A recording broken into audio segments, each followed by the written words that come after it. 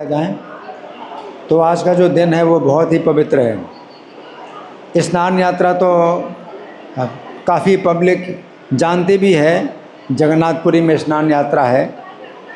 और वो स्नान यात्रा हमारे इस्कॉन मंदिर में भी, दिल्ली में जो मंदिर है छतरपुर का, वहाँ भी जगन्नाथ सुभद्रा बलदेव का बहुत सुंदर दर्शन है। तो आज शाम से वहाँ भी स्नान यात्रा हो रही है। और एक मंदिर गाजियाबाद में भी है, जगन्नाथ बलदेव सुभद्रा का मंदिर है, वहाँ भी स्नान यात्रा का कार्यक्रम है। तो ये जगन्नाथ जी की स्नान यात्रा जो है बहुत ही महत्वपूर्ण है। और जगन्नाथ जी के जितने भी त्यौहार हैं उनमें सबसे पहला जो त्यौहार होता है वो स्नान यात्रा का ही होता है। तो स्नान यात्रा का मतलब है उनका जन्मदिन।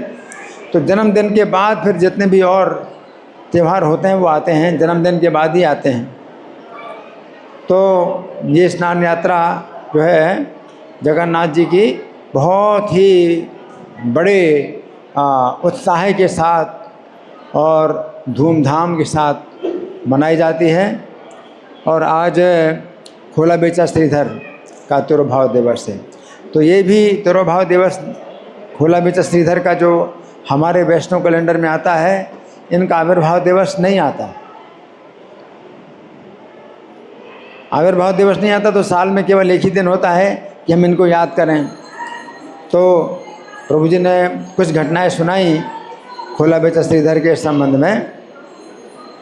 तो चैतन्य भागवत में बीच बीच में काफ़ी विस्तार से वर्णन आता है खोला बेचा श्रीधर के बारे में। तो जिस समय भगवान चैतन्य महाप्रभु इनके पास आया करते थे, इनके दुकान में, और जो है कलह का कौतुक करते थे। इनका जो चैतन्य महाप्रभु कलह होता था वो कौतुकपूर्ण होता था, मतलब मज़ा लेने की। भगवान जब कलह की लीला करते हैं तो आनंद लेने के लिए कलह करते हैं। आनंद कलह इसको भी बोल सकते हैं कि आनंद कलह है ना। तो कई बार ऐसे झगड़ा हम करते हैं, आपस में मित्रों के साथ करते हैं झगड़ा, तो वो आनंद लेने के लिए झगड़ा करते हैं। कभी निंदा करते हैं, कभी कुछ भी बोलते हैं, उल्टा बोलते हैं, तुम तो ऐसे हो, तुम तो वैसे हो। तो वो है आनंद का जो है होता है। तो चैतन्य महाप्रभु में भी जो है इस प्रकार का भी जो है आनंद है। उनका जो शरीर है उसमें आनंद विग्रह कहलाता है, आनंद से बना हुआ विग्रह है।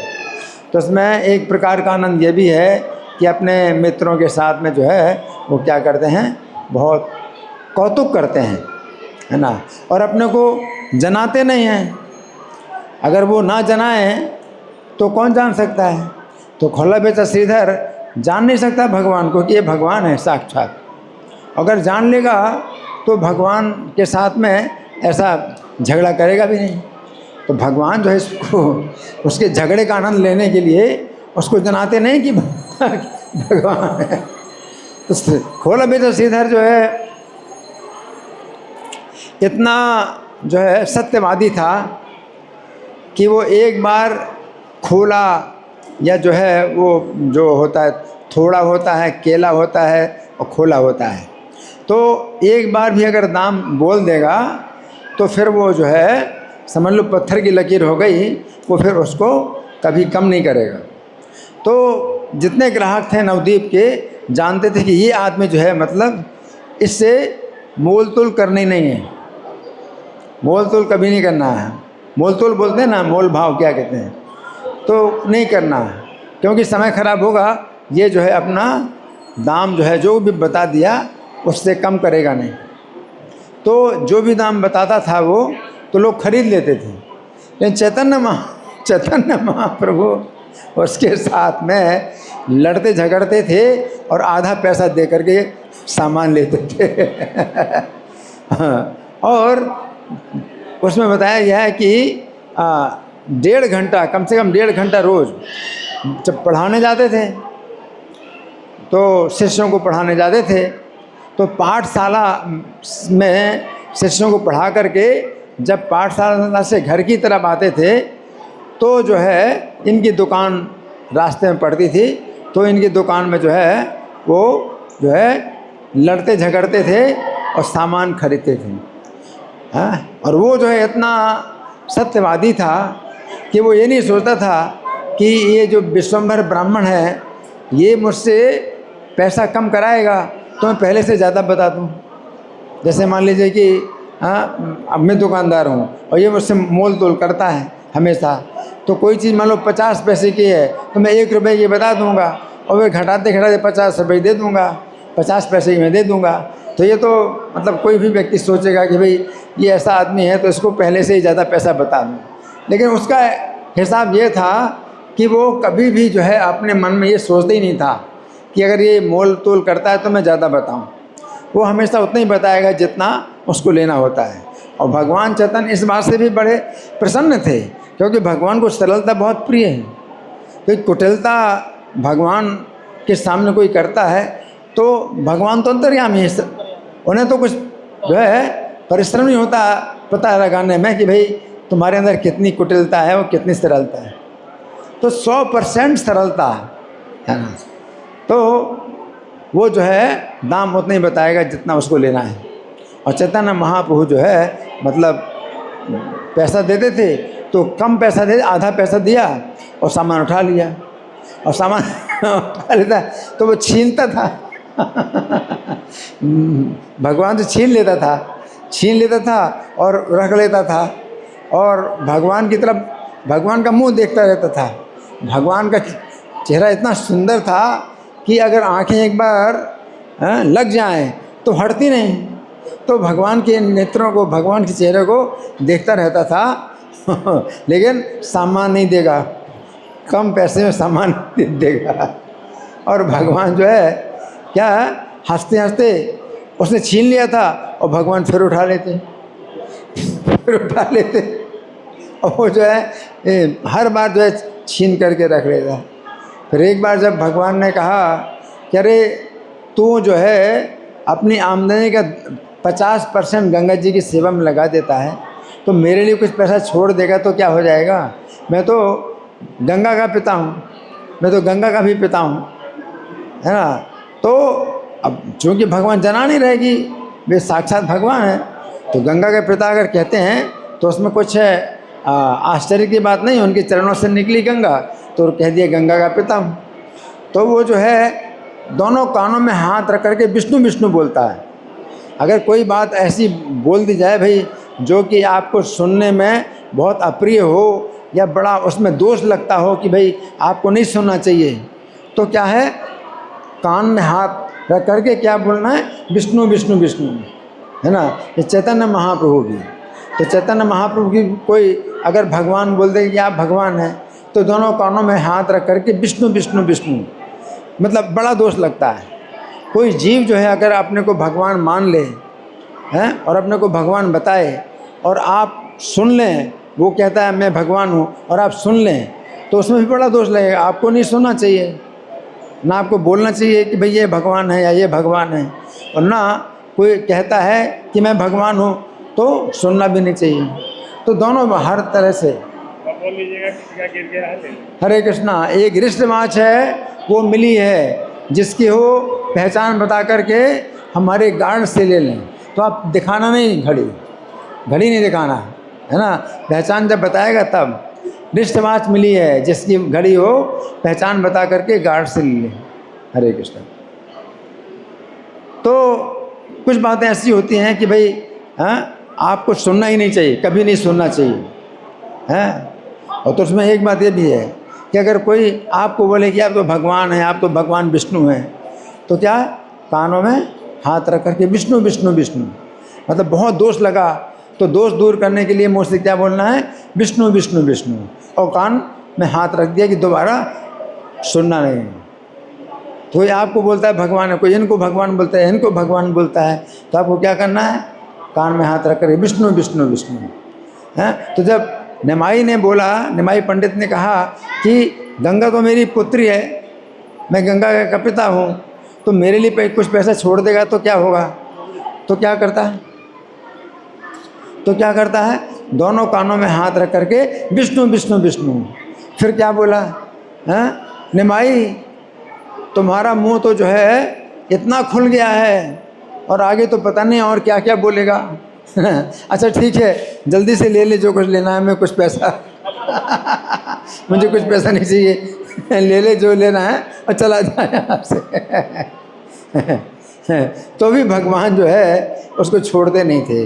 वो कहता था चलो ये ले लो, अब तो हो गया, अब तो मुझे कुछ ले, मेरे ऊपर कोई और भार तो नहीं है, ये दे दिया मैंने। कहते कि नहीं, अभी एक प्रश्न का उत्तर मैं और चाहता हूँ। एक तेने जो है बहुत पैसा जो इकट्ठा किया है केला बेच बेच करके, तो उसको जो तूने छिपा करके रखा है उसको तो मैं बाद में पूछूंगा, नहीं पहले तो मैं तुझसे ये पूछ रहा हूँ कि तू बता कि मैं कौन हूँ। तो वो बोला कि तुम ब्राह्मण हो। बोले नहीं, तुम जो है जानते नहीं मुझको, मैं तो गोप हूँ, मैं तो गोप हूँ। अब वो क्या समझे कि ये जो है क्या बात कर रहे हैं।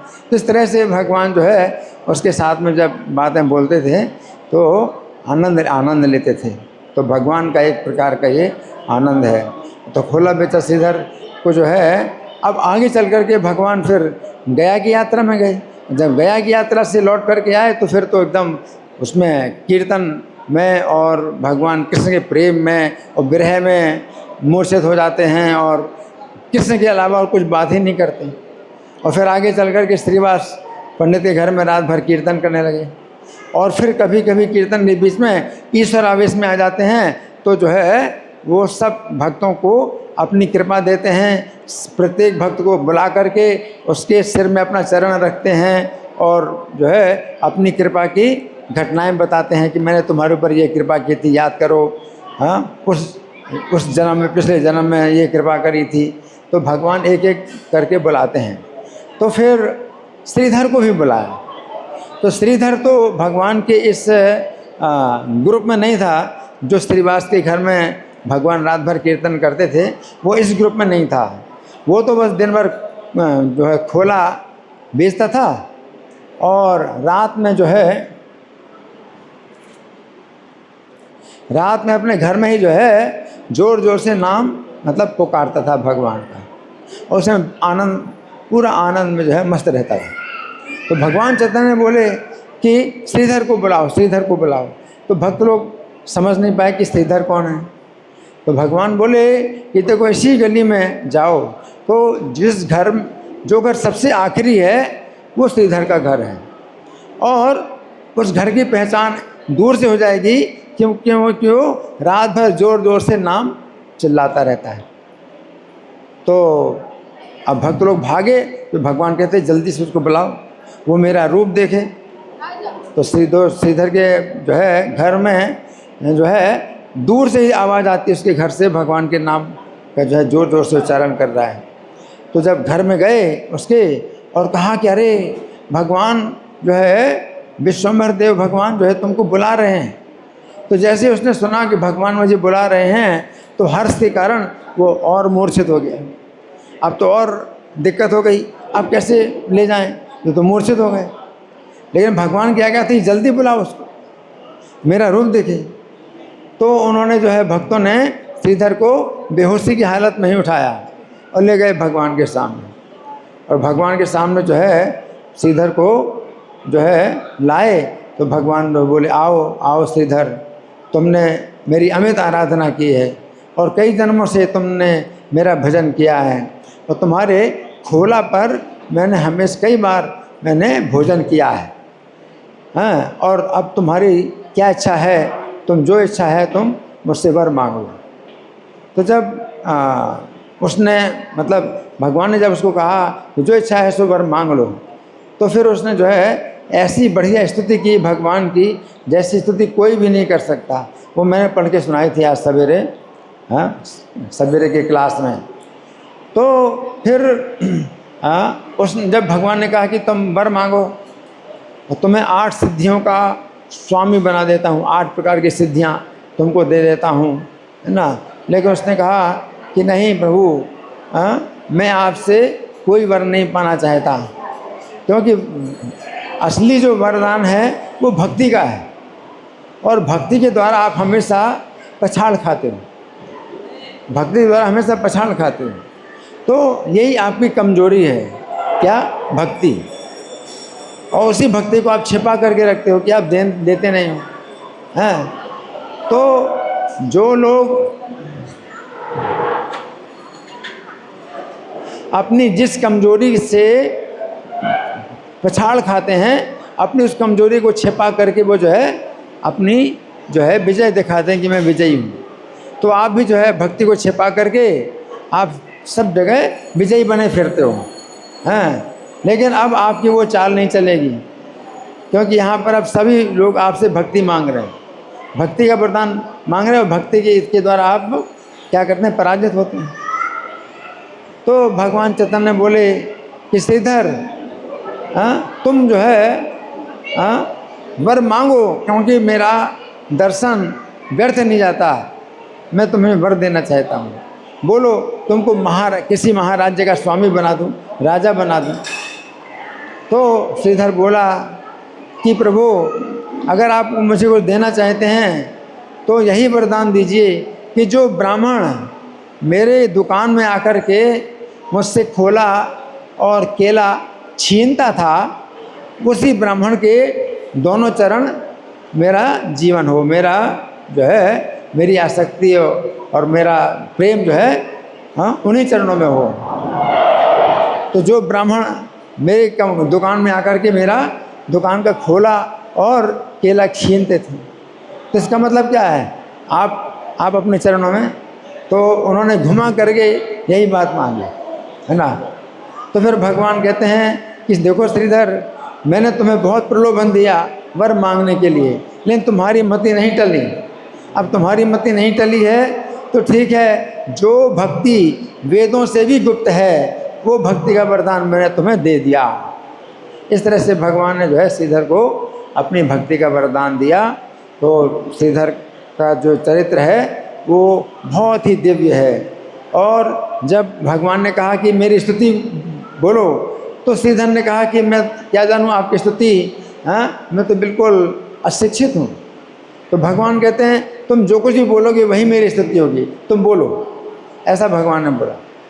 और जब भगवान ऐसा कहा तो श्रीधर के मुख में सरती आ गई, और फिर ऐसी स्तुति की कि कोई सोच भी नहीं सकता क्या बढ़िया स्तुति की श्रीधर ने। तो देखो, इसलिए श्रीधर पंडित तो बोलते हैं, लेकिन वो बिल्कुल अशिक्षित थे।